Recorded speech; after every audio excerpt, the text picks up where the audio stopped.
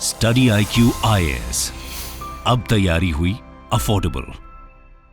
अक्सर आपने अपने बड़ों से सुना होगा कि सरकारी नौकरी सेफ है, यानी कि सुरक्षित है। सुरक्षित क्यों है? क्योंकि उसमें रिटायरमेंट के बाद, यानी कि जब आपकी नौकरी का पीरियड खत्म हो जाता है, उसके बाद आपको पेंशन के रूप में एक आय मिलती है, एक इनकम मिलती है, जो तब तक मिलती है जब तक आप जीवित रहते हैं। सरकारी नौकरी की सेफ्टी दो वजहों से है। एक तो जॉब सिक्योरिटी की, नौकरी के दौरान कोई आपको निकाल नहीं सकता, और दूसरा नौकरी के बाद, रिटायरमेंट के बाद आपको पेंशन मिलती रहती है। लेकिन अगर वही पेंशन का अमाउंट, उसी पेंशन का जो पूरा कॉर्पस है, वो हमारी सरकार को ही खलने लगे, जो कि हमें पेंशन देती है, तो इसी सवाल का जवाब जानेंगे आज के इस वीडियो में। So ladies and gentleman, boys and girls, मैं हूं आपका दोस्त, host, educator, mentor Sanghi sir, और मैं आप सभी का स्वागत करता हूं स्टडी IQ IAS पे। स्टडी IQ IAS भारत का सर्वश्रेष्ठ यूट्यूब चैनल है, जिसके थ्रू आप IAS की तैयारी कर सकते हैं। जितने विद्यार्थी IAS की तैयारी कर रहे हैं, आप सभी के लिए वन स्टॉप शॉप है स्टडी IQ IAS। तो जैसा मैंने बताया, हमारा आज का टॉपिक जो है वो है पेंशन के ऊपर, क्योंकि इसके बारे में पिछले हफ्ते एक रिपोर्ट आई थी CAG द्वारा, कंट्रोलर एंड ऑडिटर जनरल द्वारा। जितने भी PDFs को मैं यूज करता हूं, ये सारे के सारे PDFs जो हैं, ये अवेलेबल हैं हमारे टेलीग्राम हैंडल पे। और टेलीग्राम हैंडल का जो ID है वो आप देख पा रहे हैं, यहां लिखा हुआ है, मेरे नाम से है आयुष सांघीज IAS अकेडमी। इसको सब्सक्राइब करें, इस पे हमारे साथ जुड़े और देखें कि आपको यहाँ पे क्या क्या चीजें मिलती हैं। बहुत सारी इंटरेस्टिंग चीजें अवेलेबल हैं। इसी के साथ जो हमारा इंस्टा हैंडल है और ट्विटर हैंडल है, इस पे भी आप मेरे साथ जुड़ सकते हैं। बहुत सा इंसाइटफुल कंटेंट आपके लिए प्रस्तुत किया जाता है। तो जैसा कि मैंने आपको बताया, CAG की report I, controller and auditor general की रिपोर्ट आई, और वो रिपोर्ट कहती क्या है? देखिए, चौंकाने वाली चीज ये है कि भारत में सरकारी नौकरी करने वाले कितने लोग होंगे, उन सारे लोगों को मिला के जितनी तनख्वाह यानी सैलरी और वेजेस के रूप में दी जाती है, उस सैलरी और वेजेस से ज्यादा बर्डन यानी कि ज्यादा खर्चा किस चीज पे हो रहा है? हो रहा है पेंशन पे। पेंशन पे जो है वेजेस से ज्यादा खर्चा हो रहा है सरकार का। चौंक गए आप सुन के? ऐसा क्यों हो रहा है, ये चीज आज डिटेल में विस्तार में जानेंगे इसी वीडियो के माध्यम से। In fact it was higher than the salary and wages expenditure of the centre and 3 states. 3 राज्यों के लिए भी है, क्योंकि स्टेट गवर्नमेंट भी अपने एम्प्लॉइज को पेंशन बांटती है। तो इससे पहले कि हम आगे बढ़े, मैं आपको यह बताता हूं कि सरकार के किस तरीके के खर्चे होते हैं। What kind of expenditures does the government have? सरकार के जितने भी खर्चे होते हैं, तो वो 2 हेड्स में कैटेगराइज किए जाते हैं। वो 2 हेड्स कौन से हैं? जैसा आपके सामने लिखा है, it is revenue expenditure and capital expenditure.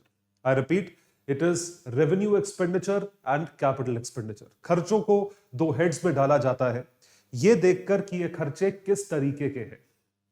Revenue expenditure यानी रिकरिंग एक्सपेंडिचर, यानी शॉर्ट टर्म एक्सपेंडिचर, यानी आपने पैसा खर्च किया और वो कंज्यूम हो गया। It is consumed, it is over, it is finished. खाना खाया, खत्म। बिजली का बिल दिया, खत्म। वाईफाई का बिल दिया, खत्म।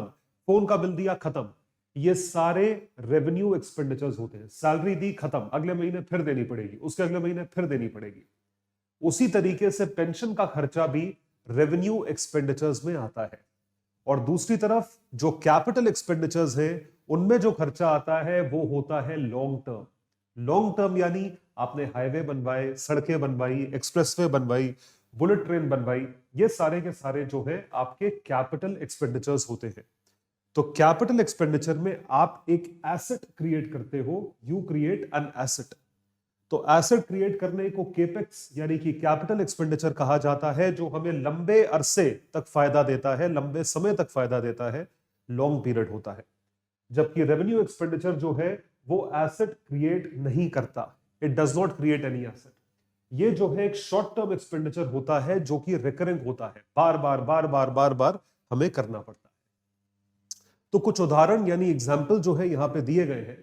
आप देख पा रहे हैं सैलरीज, तनख्वाह जो भारत सरकार के एम्प्लॉइज की है, जो इंटरेस्ट पेमेंट, लोन्स जो बोरो करे हुए हैं उसके ऊपर जो इंटरेस्ट देना पड़ता है, पेंशन सब्सिडीज ग्रांट्स, जितनी भी सब्सिडीज या ग्रांट या पेंशन जो सरकारें देती हैं वो रेवेन्यू एक्सपेंडिचर्स में आता है। रूरल डेवलपमेंट के लिए अगर आपने पैसा खर्च करा जिसमें आपने सैलरीज पे करी, एजुकेशन को मेंटेन करने के लिए, हेल्थ सर्विसेज में डॉक्टर्स वगैरह की जो सैलरीज दी है, ये जो खर्चे हैं जो कि लॉन्ग टर्म नहीं होते, जो आप सिर्फ सर्विस कर रहे हो, आयुष्मान भारत में आप सर्विस कर रहे हो, सब्सिडी है, ठीक है। डिफेंस सर्विसेज जो है वो सब्सिडी के तौर पे दी जा रही है या उनको मेंटेन करने के लिए बहुत हजारों करोड़ों रुपया खर्च किया जा रहा है। ये सारा का सारा जो है रेवेन्यू एक्सपेंडिचर है। रेवेन्यू एक्सपेंडिचर को पहचानने का सबसे बढ़िया तरीका यह है कि आप ध्यान रखें ये एक्सपेंडिचर जो है वो खर्च करते ही कंज्यूम हो जाता है, ये आपको लंबे अरसे तक फायदा नहीं देता। रोजमर्रे के जो हमारे खर्चे होते हैं घरों पे वो रेवेन्यू एक्सपेंडिचर्स होते हैं। लेकिन दूसरी तरफ अगर आपने कोई फ्लैट बुक करा जिसकी आप ईएमआई पे करते हैं, आपने गोल्ड खरीदा, आपने म्यूचुअल फंड में एसआईपी शुरू करी, वो सारे कैपिटल एक्सपेंडिचर्स होते हैं, क्योंकि वो खर्चे नहीं एक इन्वेस्टमेंट के तौर पे देखे जाते हैं, वो आप लंबे अरसे के लिए खर्च करते हो।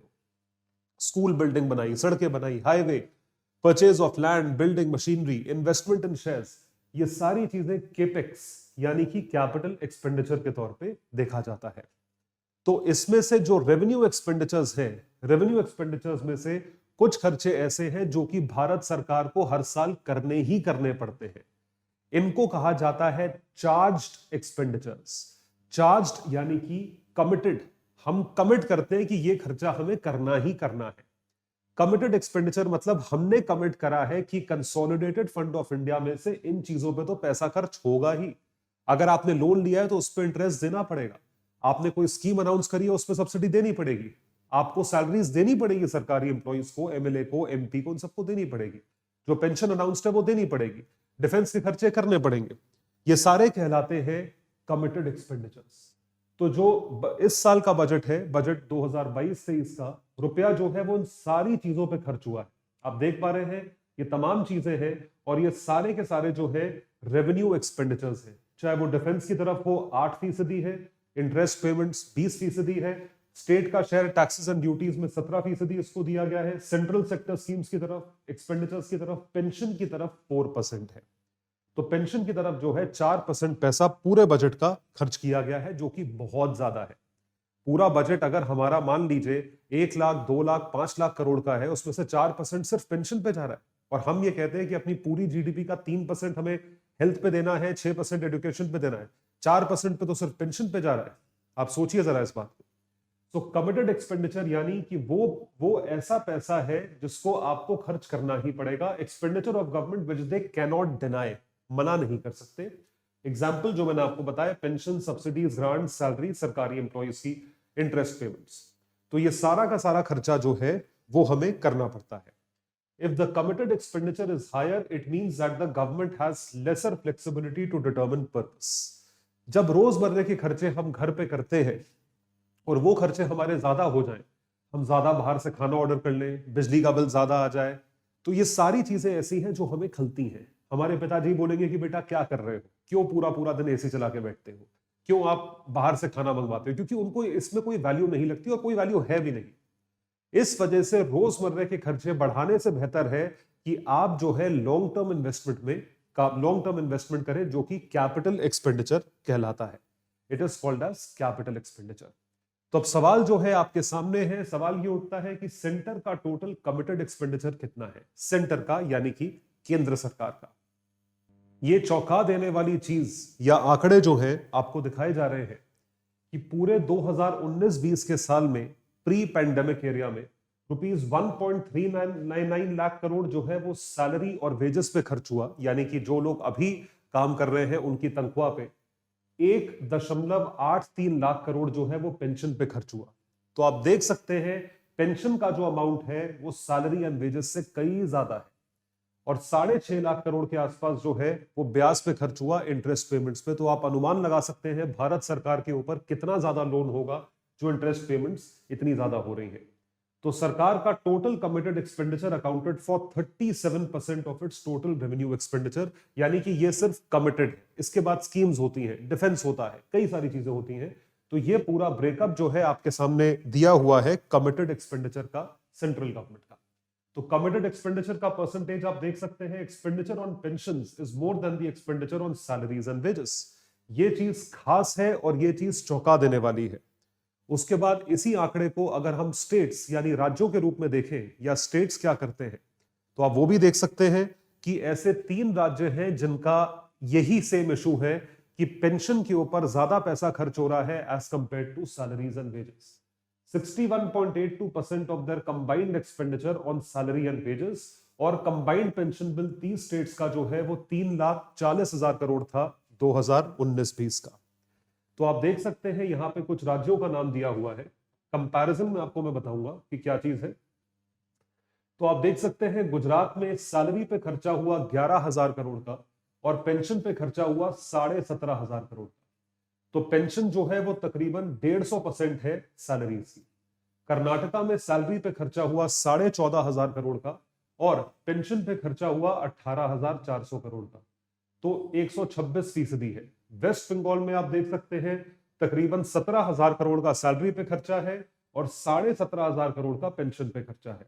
उत्तर प्रदेश में पेंशन कम है, बिहार में पेंशन कम है, लेकिन 3 राज्यों में पेंशन स्टेट से ज्यादा है, गुजरात, कर्नाटका, वेस्ट बंगाल। 2019-20 के आंकड़े जो है हम देख रहे हैं। तो इसका मतलब यह है कि पेंशन का कितना हैवी बर्डन जो है इस वक्त हम झेल रहे हैं।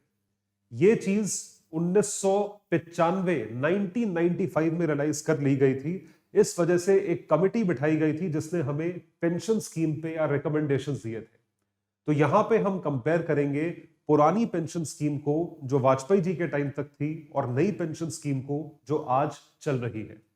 तो old pension system, new pension system, इस चीज को एनालाइज करते हैं।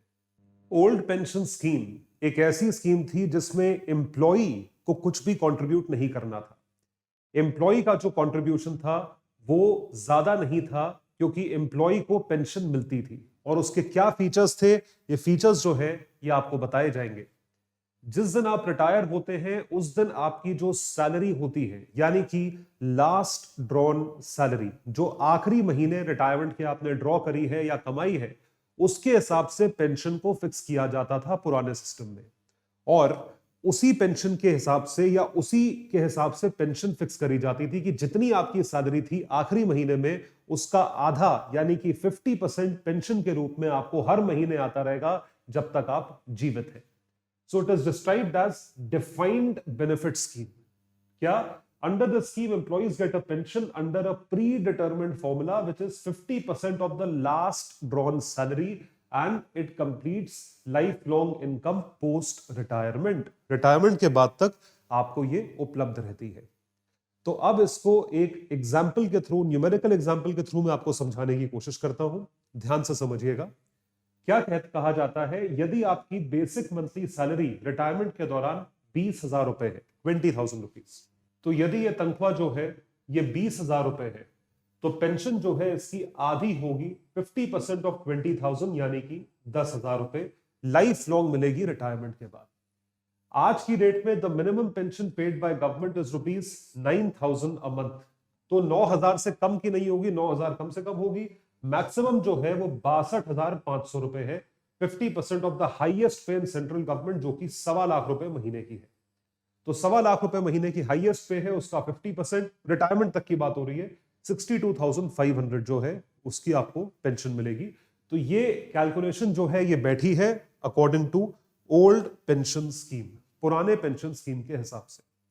तो पुराने पेंशन स्कीम का क्या फायदा हुआ? What are the benefits of the old pension system OPS? क्या फायदे हैं ओपीएस के, आइए देखते हैं। इनकम, जब हमें पेंशन के रूप में पैसा रिटायरमेंट के बाद आता है मंथली बेसिस पे, वो टैक्सेबल नहीं होता है, इट इज नॉट टैक्सेबल। ये बहुत बड़ा एग्जेम्पशन है जो कि एम्प्लॉइज को दिया गया है कि रिटायरमेंट पे आपको जो पेंशन का अमाउंट मिलता है उस पर भारत सरकार या आयकर विभाग कोई भी टैक्स नहीं लगाता है। तो पूरी की पूरी इनकम आपकी डिस्पोजेबल इनकम कहलाती है, यानी कि पूरी इनकम आप खर्च कर सकते हैं। उसके बाद ये एक सोशल सिक्योरिटी है। हम लोग कहते रहते हैं प्राइवेट वाले की सोशल सिक्योरिटी नहीं है, नहीं है, सही बात है। प्राइवेट वालों को सोशल सिक्योरिटी का इंतजाम खुद करना पड़ता है, जबकि सरकारी लोगों को सोशल सिक्योरिटी मिलती है इस रूप में कि आपको पेंशन मिल रही है और प्रोविडेंट फंड वगैरह का भी पैसा दिया जाएगा। और तीसरी चीज है कि एम्प्लॉय का कंट्रीब्यूशन जो है वो कुछ नहीं है। भाई आज की डेट में मैं प्राइवेट सेक्टर एम्प्लॉय हूं, मुझे कुछ चाहिए रिटायरमेंट के बाद तो मुझे खुद उसका इंतजाम करना पड़ेगा अपने लाइफ में। तो हम प्रोविडेंट फंड में पैसा डालते हैं, अलग अलग स्कीमों में पैसा डालते हैं, पॉलिसीज एलआईसी के पैसा डालते हैं।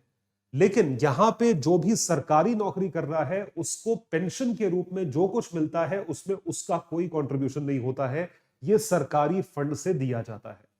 तो ये सबसे बड़ा फायदा है फॉर एनी गवर्नमेंट एम्प्लॉय कि उनको पेंशन जो है एक तो वो टैक्स फ्री मिलती है और दूसरा उनको बिना कुछ कंट्रीब्यूट करे पैसा जो है दिया जाता है। और दूसरी तरफ अगर इसके डिसएडवांटेजेस की बात करें तो डिसएडवांटेज जाहिर सी बात है पेंशनियर के लिए तो नहीं होगा, जिसको पेंशन मिलती है किसके लिए होगा? जी हां, सही समझ रहे हैं आप, ये होगा सरकार के लिए। It will be for the government. Government के लिए क्या है कि उनको इतना ज्यादा अमाउंट देना पड़ता है और वो भी अमाउंट वो लायबल है तब तक देने के लिए जब तक वो इंसान जीवित है। तो इतनी ज्यादा अनसर्टेनिटी है कि आप कब तक दे, बहुत ज्यादा इंपॉर्टेंट है कि आप कब तक दे और कितने लोगों को दे। हर साल हजारों की तादाद में लोग रिटायर होते हैं, 30-40 साल पहले से लोग रिटायर्ड हैं, आज तक रिटायर हो रहे हैं। भारत में लाइफ एक्सपेक्टेंसी बढ़ गई है तो जितने भी लोग रिटायर होते हैं वो लंबे समय तक जीवित रहते हैं, तो उनको आपको तब तक पेंशन देनी पड़ेगी। और कितने लोग सरकार में आते हैं, कितने रिटायर होते हैं, कितने लंबे समय तक जीवित रहते हैं, उन सबका पेंशन बिल कंसोलिडेट करके देखिए, पेंशन लायबिलिटी रिमेन्ड अनफंडेड। सरकार के पास इस चीज का अलग से फंड नहीं है क्योंकि लोगों से तो आप कुछ लेते नहीं। आप कहां से दे रहे हो? ये टैक्स पेयर के पैसों से दे रहे हो, आपके हमारे पैसों से ये फंड जो है पेंशन के रूप में दिया जा रहा है सरकारी एम्प्लॉइज को। There was no corpus specifically for pension which would grow continuously and could be dipped in for payments. Government has to pay the amount from the budget. Budget से ये पैसा देना पड़ता है, इसको समझिए, ये बहुत इंपॉर्टेंट पॉइंट है, बहुत जरूरी जो है पॉइंट है ये, कि ये एक इन्वेस्टमेंट स्कीम है क्योंकि आपको पेंशन रिटायरमेंट के बाद मिल रही है। रिटायरमेंट के बाद जो मिलता है वो एक इन्वेस्टमेंट स्कीम है जो आप अपनी नौकरी के दौरान बनाते हो, तो उसमें आपका खुद का कंट्रीब्यूशन होना चाहिए। लेकिन यहां कंट्रीब्यूशन पेंशनर का है 0, लेकिन उसको सरकारी खाते में से दिया जा रहा है, यानी कि टैक्स पेयर के पैसों से दिया जा रहा है। इट इज नॉट फंडेड, इसको सरकार को टैक्स पेयर के पैसों से फंड करना पड़ता है। Created intergenerational equity issues across generations, पीढ़ियों के भीतर। The present generation had to bear the. अब आज की जनरेशन जो पैसा जो टैक्स भर रही है उनके पैसों से आप उनका पेंशन दे रहे हो जो 30 साल पहले रिटायर हुए, 20 साल पहले रिटायर हुए, 10 साल पहले रिटायर हुए, आज भी रिटायर हो रहे हैं। आप समझ रहे हैं? तो आज के लोग इसको बर्डन की तरह लेते हैं। और तीसरा है ये अनसस्टेनेबल है। आखिर कब तक? पेंशन का बर्डन भारत सरकार के ऊपर बढ़ता जा रहा है, सालाना बेसिस पे बढ़ता जा रहा है, और इसके अभी आपको आगे आके और आंकड़े दिखाऊंगा कि ये कितना ज्यादा अनसस्टेनेबल हो जाएगा। Pension liabilities would keep climbing since pensioners benefits increased every year. अब वो अगर 1 रैंक 1 पेंशन आती है तो उससे और बर्डन होगा, इन्फ्लेशन होता है तो उसका और बर्डन होगा। And two better health facilities would increase life expectancy, increase longevity, would then extend payouts. वो बढ़ना ही है। पहले अगर लाइफ एक्सपेक्टेंसी 65 साल थी, अब अगर 80 साल 85 साल है, तो रिटायरमेंट यदि 60 में होता है तो 80-85 साल की आयु तक आपको पेंशन सरकार से मिलती रहेगी। तो ओपीएस, ओल्ड पेंशन सिस्टम, ये था, कई सारे डिसएडवांटेजेस के साथ आता था। देखते हैं कुछ आंकड़ों को। ये आंकड़े क्या कहते हैं कि यहां पे कितना बर्डन होता है सरकार के ऊपर। द गैलपिंग पेंशन बिल, ये जो है भारतीय रेलवेज की रिपोर्ट है, आरबीआई हैंडबुक जो है इसे पब्लिश करती है।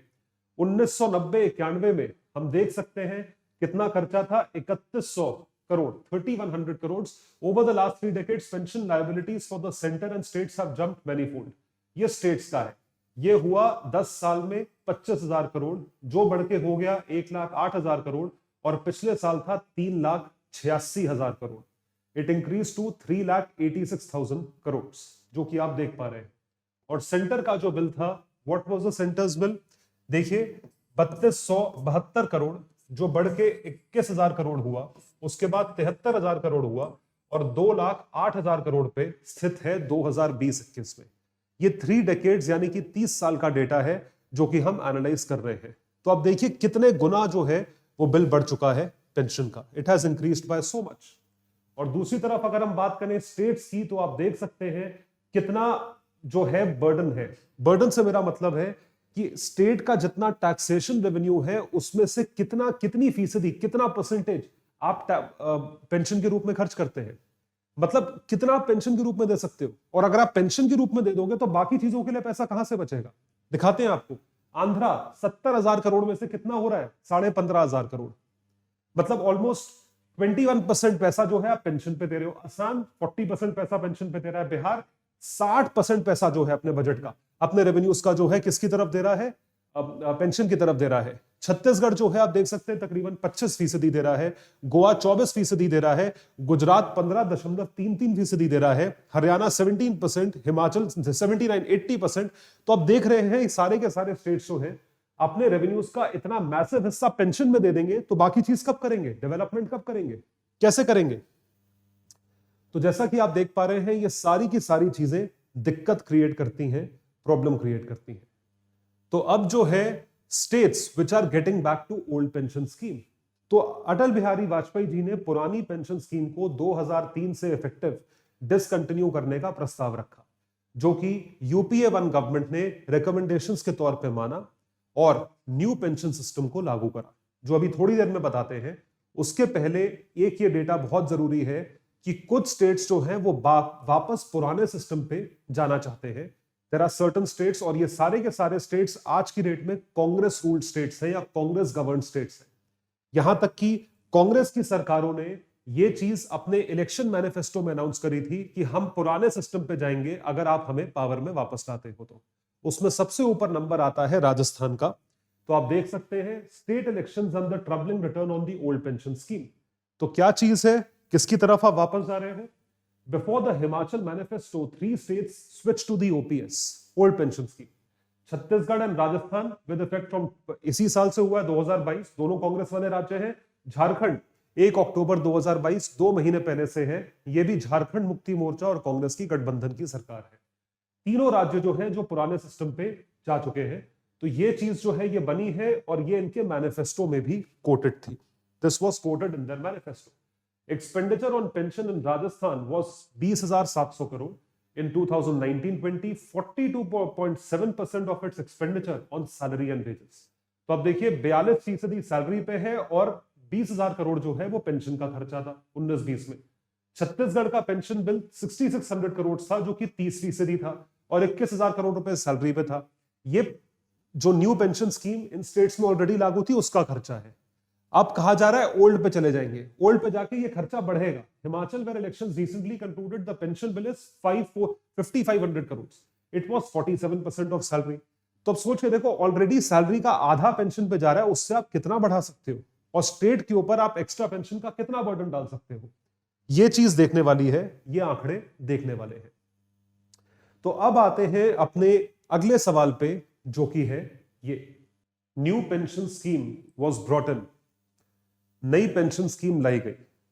नई पेंशन स्कीम जो है वो लाई गई एक प्रोजेक्ट रिपोर्ट के अनुसार। एक प्रोजेक्ट रिपोर्ट जो है एक कमिटी को दी गई थी तैयार करने के लिए, जिस कमिटी का नाम था ओएसिस, जिन्होंने प्रोजेक्ट रिपोर्ट पब्लिश करी। उनको अपॉइंट किया गया था सन 1998 में। पहले आपको ओएसिस के बारे में बताते हैं। तो क्या चीज है आइए देखें। Ministry of social justice and empowerment appointed old age social and income security, जिसको कहा गया है ओएसिस, एक एक्सपर्ट कमिटी थी under S A Dave, a former chairperson of SEBI and UTI. सन 2000 में इन्होंने अपनी रिपोर्ट प्रस्तुत करी। इस रिपोर्ट के अनुसार इन्होंने क्या बोला ओएसिस रिपोर्ट, कि नया पेंशन सिस्टम लाया जाए जो कि 2003 से इफेक्टिव हुआ जब वाजपेयी जी की सरकार थी। तो it became effective for new recruits in government, जो कि 1 जनवरी 2004 से सरकार में आते हैं। उन सब के लिए कौन सी स्कीम लागू होती है, न्यू पेंशन स्कीम। ये आप सभी के लिए जरूरी है क्योंकि आप सभी लोग जो है गवर्नमेंट जॉब को एम कर रहे हैं और आपके जो सीनियर्स हैं पिछले 10-12 साल में जितने भी लोग क्वालिफाई हुए होंगे सभी न्यू पेंशन स्कीम के अंतर्गत क्वालिफाई करते हैं। It was not meant to reform the government pension system, but उसका जो ऑब्जेक्टिव था वो ये नहीं था, लेकिन इस ऑब्जेक्टिव इस रिकमेंडेशन के साथ वो सामने आया। Oasis report recommended individuals could invest in the types of funds. अलग अलग किस्म के फंड्स हैं, आपको अपनी आय का कितना हिस्सा किस फंड में लगाना चाहिए। तो उसके तहत इन्होंने रिकमेंडेशन दी थी कि पुराना पेंशन सिस्टम जिसका डिसएडवांटेज है एक्सेसिव बर्डन ऑन गवर्नमेंट, वो भी खत्म होगा और नई चीजों में इन्वेस्टमेंट के एवेन्यूज खुलेंगे। उस चीज को नए पेंशन सिस्टम के रूप में लाया गया। तो न्यू पेंशन स्कीम जो है इससे इंस्पायर्ड थी। इसको डिजाइन करा गया था केंद्र सरकार के जितने एम्प्लॉइज हैं उनके लिए, सेंट्रल गवर्नमेंट एम्प्लॉइज के लिए, और बाद में ये सारे नागरिकों के लिए अवेलेबल हुई सन 2009 से। तो any individual citizen of India, ध्यान से सुने, आप भी इसका फायदा उठा सकते हैं। Both resident and non resident. Non resident यानी एनआरआई, जो भारत के बाहर रेजिडेंट है, भारत के बाहर रहता है, नौकरी करता है, लेकिन अभी भी भारतीय नागरिक है।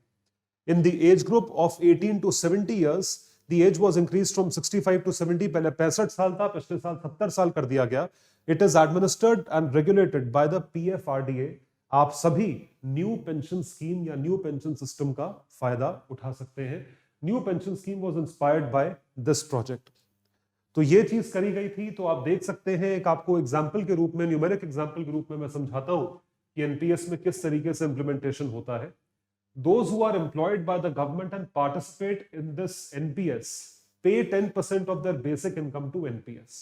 जो भी करते हैं, जो कि सरकारी एम्प्लॉय है, तो वो अपना जितना भी आय है उसका 10% एनपीएस की तरफ कंट्रीब्यूट करता है, while their employers contribute up to 14%. Employed यानी कि गवर्नमेंट कंट्रीब्यूट कर रही है 14% तक और एम्प्लॉय खुद कंट्रीब्यूट कर रहा है 10% तक। तो अगर किसी की सैलरी 20,000 रुपए है, एम्प्लॉय का कंट्रीब्यूशन 2,000 होगा और दूसरी तरफ गवर्नमेंट कितना कंट्रीब्यूट करेगी, 2,800। तो कुल मिला के आपका एक महीने का कंट्रीब्यूशन जो है वो बनेगा 4,800 रुपए, 4,800 रुपीज, 2,000 प्लस 2,800 रुपीज। क्या कुछ समझ पा रहे हैं आप?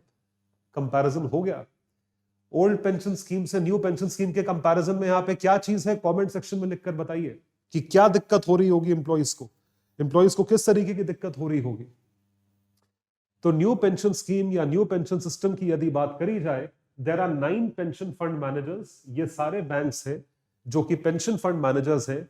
PFRDA, pension fund regulatory development authority को असिस्ट करते हैं इस चीज का फायदा उठाने के लिए। Under NPS the amount has a lock in period. Lock in period मतलब वो पीरियड जब से आप पेंशन की तरफ कंट्रीब्यूट करना शुरू करते हो तब से आपकी रिटायरमेंट एज तक, जो कि 60 साल होती है, 60 इयर्स तक, वो लॉक इन पीरियड होता है। तो अगर किसी ने 30 साल की उम्र में शुरू करा तो उसका लॉक इन पीरियड 60 साल तक होगा, यानी 30 साल। अगर किसी ने 50 साल की उम्र में शुरू करा तो उसका लॉक इन पीरियड होगा 10 साल, यानी कि 50 से 60 वर्ष की आयु तक उसका लॉक इन पीरियड होगा। तो individual savings are pooled into a pension fund, जो कि पेंशन मैनेजर्स और पीएफआरडीए के अंतर्गत मेंटेन किया जाता है। It is done under PFRDA. Currently a person can withdraw up to. अब देखिए, अब यहां पे क्या दिक्कत है।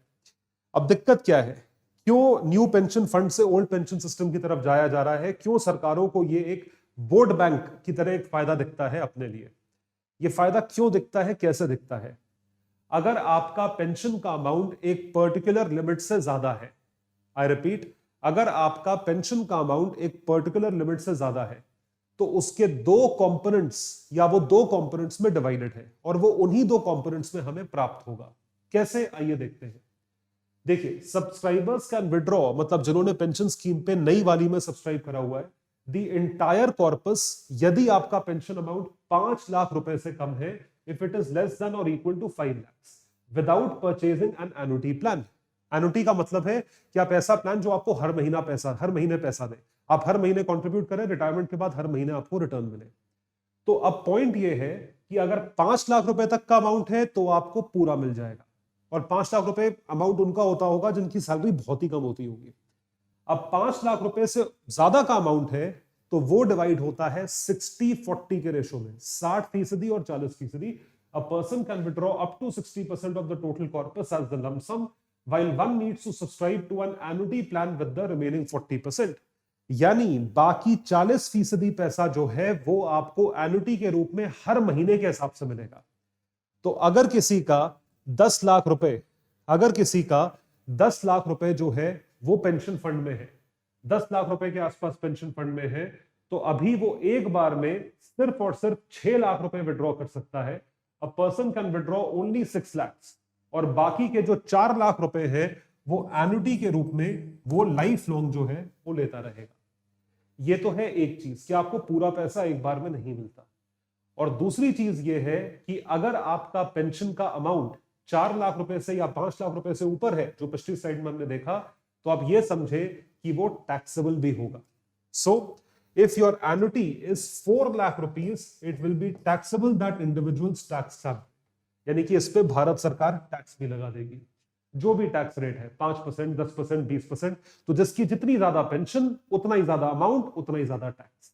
He or she has to purchase an annuity plan for the remaining 4 lakhs. 4 lakh के लिए annuity plan खरीदा. जो विड्रॉल आपने करा 6 लाख रुपए का, ये टैक्स फ्री है, और जो बाकी 4 लाख रुपए है ये पूरी तरीके से टैक्सेबल.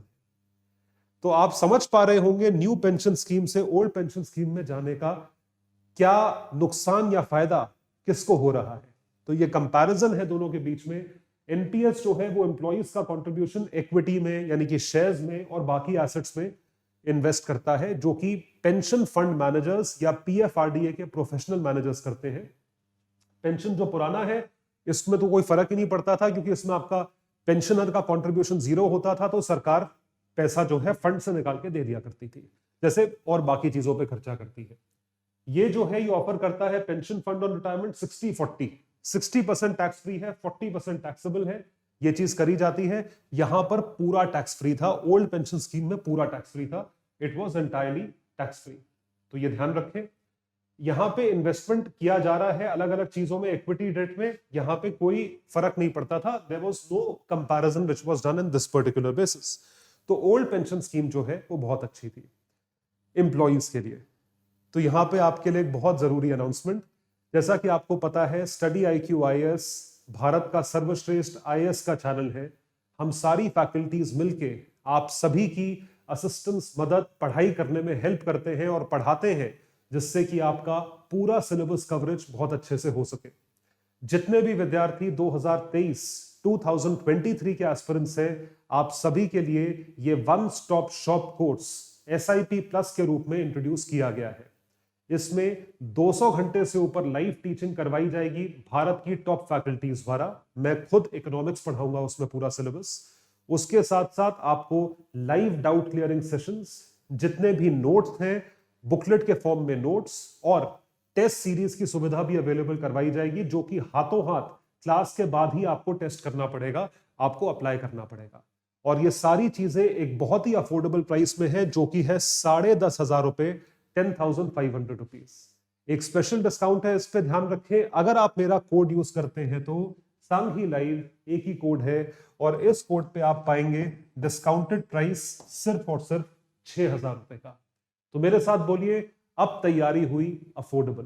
तो SIP प्लस 19 दिसंबर से स्टार्ट हो रहा है. 200 घंटे की लाइव क्लासेस है. 2023 के एस्पिरेंट्स के लिए वन स्टॉप शॉप है. आपके प्रीलिम्स की कवरेज की रिस्पॉन्सिबिलिटी लेते हैं हम लोग. 6,000 रुपए में आप पूरा का पूरा सिलेबस रिवाइज कर सकते हैं. तो हम पेंशन के बारे में बात कर रहे थे कि एनपीएस के जो लिमिटेशंस है वो अब तक तो आपके सामने आ ही गए हैं. आप तो बहुत अच्छे से समझ चुके हैं कि क्या दिक्कत होगी, किस तरीके की दिक्कत होगी. Why states are getting back to old pension scheme. Despite states के ऊपर बर्डन ज्यादा है, फिर भी स्टेट्स वापस जा रहे हैं. क्यों जा रहे हैं? बड़ा इंटरेस्टिंग एनालिसिस है, आइए देखते हैं. तो एनपीएस की क्रिटिकल एनालिसिस, यानी कि उसका क्रिटिसिज्म, उसके नेगेटिव्स क्या है. ये है उसके नेगेटिव्स. सबसे बड़ी बात है बेनिफिट्स कम है गवर्नमेंट एम्प्लॉइज के लिए देन अर्लियर. बेनिफिट्स क्यों कम है इसको आपको थोड़ी थोड़ी तरीके से एनालाइज करके बताते हैं. एक तो पहली बात है लॉक इन पीरियड बहुत लंबा है. If you started investing in NPS at the age of 35, आपका 25 साल तक इन्वेस्टमेंट लॉक हो जाएगा, क्योंकि आपको मिलेगा रिटायरमेंट पे 60 साल की उम्र में. You are forced to buy a taxable annuity, क्योंकि आपका पेंशन का अमाउंट 4 लाख रुपए से ऊपर बन रहा है. तो 60-40 के रूप में, या 60-40 जब जो आप वो करोगे, बाइफर्केशन करोगे, तो 40% मुझे कंपलसरी एन्युटी लेनी पड़ रही है, और उस पर भी मुझे टैक्स भरना पड़ रहा है. At the age of 60, they are forced to put 40% of the corpus in a low yield and tax inefficient option, क्योंकि टैक्स लग रहा है तो टैक्स इनएफिशिएंट हो गया. और अगर वो रिटायरमेंट एज के पहले यानी कि 60 साल की उम्र में एग्जिट मांगते हैं, तो यही 40% जो एन्युटी में डालना पड़ता है, इसका अमाउंट डबल हो जाता है, वो 80% हो जाता है of the corpus needs to be used to buy an annuity. तो आपके हाथ में जो विड्रॉल अमाउंट है, जो लमसम कॉर्पस इकट्ठा जो पैसा आता है, वो बहुत कम है. अगर रिटायरमेंट के पहले विड्रॉ करते हो तो सिर्फ 20% आता है, रिटायरमेंट के बाद करते हो तो तकरीबन 60% आता है। उसके बाद गारंटीड रिटर्न्स नहीं है। इसका क्या मतलब है कि आपको रिटर्न का गारंटी नहीं है, क्योंकि एनपीएस एक सरकारी स्कीम है। The corpus is created according to the returns, यानी कि हम जितना कंट्रीब्यूट करते हैं हमें उसी के हिसाब से रिटर्न मिलेगा। पहले क्या होता था, कंट्रीब्यूशन 0 था लेकिन रिटर्न फिर भी मिलता था। अभी अगर मैंने मान लीजिए 100 रुपए एक फंड में लगाए, उस फंड ने चाहे 10 रुपए कमाए, 100 रुपए को कहीं इन्वेस्ट किया गया, उस पर 10 रुपए कमाए तो 10 रुपए के हिसाब से रिटर्न मिलेगा, 8 रुपए कमाए तो 8 के हिसाब से मिलेगा, 5 तो 5 के हिसाब से मिलेगा। आप समझ रहे हैं, गारंटीड नहीं है कि आपको 10 ही मिलेगा, 12 ही मिलेगा, 15 ही मिलेगा। So which are generated under the corporate bonds, government securities and equity. तो मार्केट फ्लक्चुएशन, तो मार्केट तो फ्लक्चुएट करता रहता है, इंटरेस्ट रेट ऊपर नीचे जाता है, इक्विटी के रिटर्न्स ऊपर नीचे जाते हैं एंड अफेक्ट द रिटर्न्स और गेन्स। तो ये चीज है, और प्लस टैक्स इनएफिशिएंट है।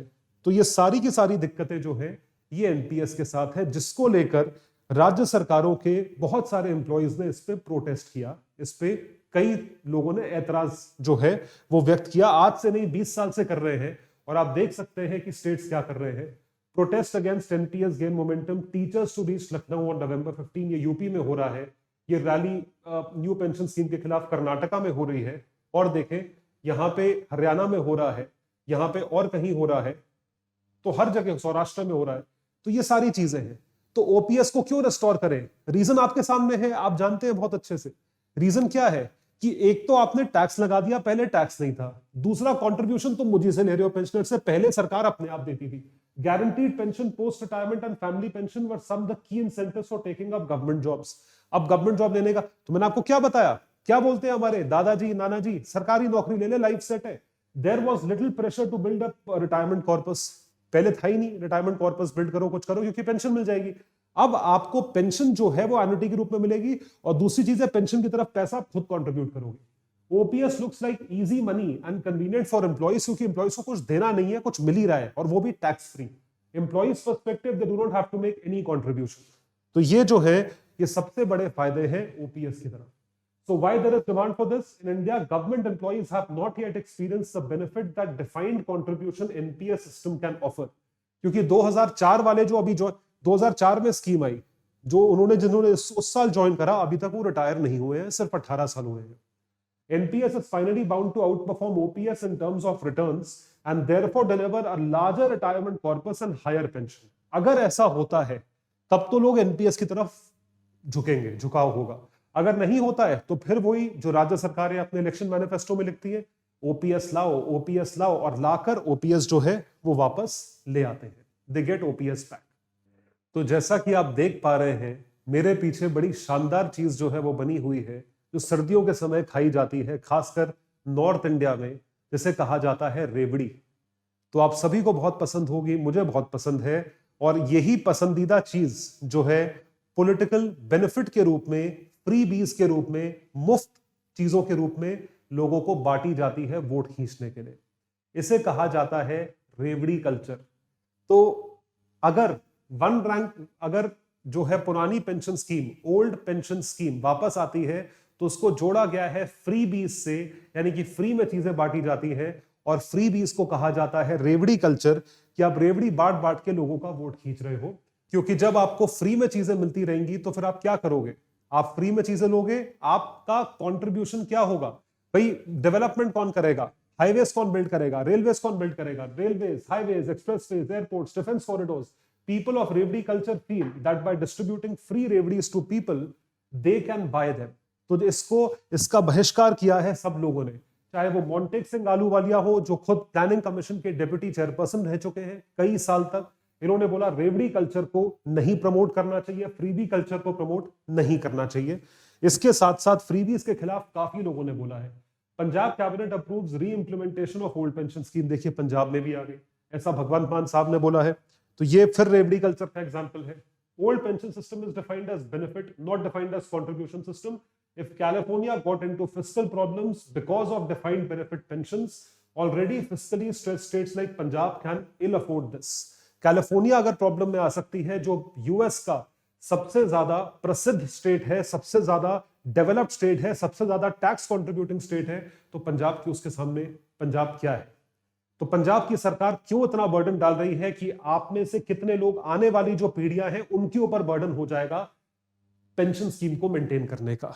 यह चीज जो है ये बहुत ज्यादा प्रॉब्लमैटिक है। तो इस वजह से ओल्ड पेंशन स्कीम जो है वो सस्टेनेबल नहीं है, it is not sustainable. So for increasing pension burden on central government, pension burden central government का बढ़ रहा है। क्यों? Life expectancy has gone up today and OPS has become unsustainable for governments. बिल्कुल सही बात है। तो वापस जाने के बारे में क्या हम सोच सकते हैं? The number of subscribers in various schemes of the national pension system ये बढ़े हैं, ये बढ़े हैं 24% से, ईयर ऑन ईयर ग्रोथ हो रही है, रोज टू 53 मिलियन, 5 करोड़ से ऊपर सब्सक्राइबर हो चुके हैं नई पेंशन स्कीम के। तो इस वजह से कहा यह जा रहा है कि न्यू पेंशन स्कीम भी कामयाब होगी। इसका एक बार रिजल्ट तो आने दो, लेट द रिजल्ट कम। तो अब जो है ये चीज हमारे सामने आती है, पुरानी पेंशन स्कीम से कितना नुकसान तो है, कितना नुकसान हो सकता है, वो चीज हमें कितना ज्यादा नुकसानदायक हो सकती है हमारी आने वाली पीढ़ियों के लिए, हमारे लिए अभी इसी जनरेशन में। कैसे? OPS can bankrupt the entire country, पूरे देश के चेस्ट को बैंकरप्ट कर सकती है। तो जितने लोगों को फ्रीबीज पसंद है उन सबके लिए चेतावनी है, ध्यान से सुन लीजिए। पूरा देश जो है वो बैंकरप्ट हो सकता है, क्योंकि आप अभी मत देखिए, अभी अगर सरकार ने ओपीएस करा तो 2030, 2035, 2040 तक आते आते उसका जो बर्डन है वो 2 गुना, 3 गुना, 4 गुना बढ़ते बढ़ते बढ़ते बढ़ते इतना बढ़ जाएगा कि वो अनसस्टेनेबल हो जाएगा। आज की रेट में कितने सारे स्टेट्स 100 में से 20%, 25%, कुछ स्टेट्स 50% खर्चा पेंशन की तरफ कर रहे हैं। So the share of elderly in the population is expected to rise from 8.62 2011 census के हिसाब से, और ये फिगर 10 साल पुरानी है, कि 8.6% बूढ़े लोग थे, एल्डरली थे, वो 12.5 हो जाएंगे 2030 तक, वो 20% हो जाएंगे 2050 तक, 25% हो जाएंगे 2061 तक। क्यों? क्योंकि अभी इस वक्त जिस फेज में, डेमोग्राफिक फेज में भारत है, अभी यंगेस्ट पॉपुलेशन है।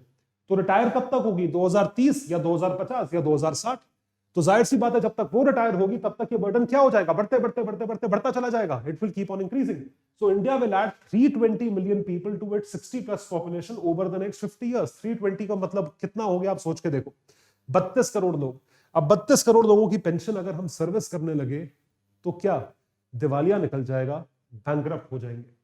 तो share of youth in India's population जो है it is projected to decline to 42.9% आने वाले टाइम पे।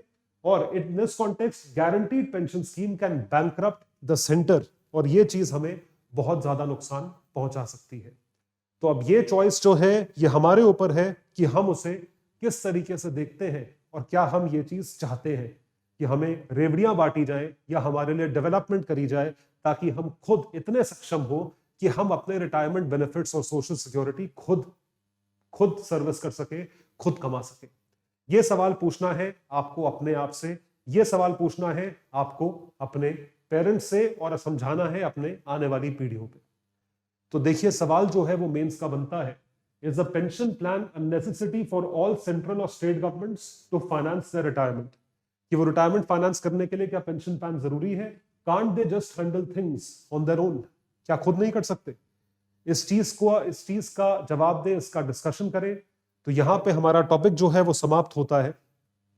ये जितनी पीडीएफ्स मैं यूज कर रहा हूं ये मेरे टेलीग्राम हैंडल पे अवेलेबल है, आयुष सांघी IAS अकेडमी पे। तो जरूर इस चीज को देखें, इसको सराहें, अपने बड़ों का आदर करें, छोटों को प्यार दें, और उसी के साथ साथ अपना चरित्र इस कदर विकसित करें कि महिलाएं आपके समक्ष सुरक्षित महसूस करें। बहुत बहुत धन्यवाद। Thank you so much. Study IQ IAS अब तैयारी हुई अफोर्डेबल।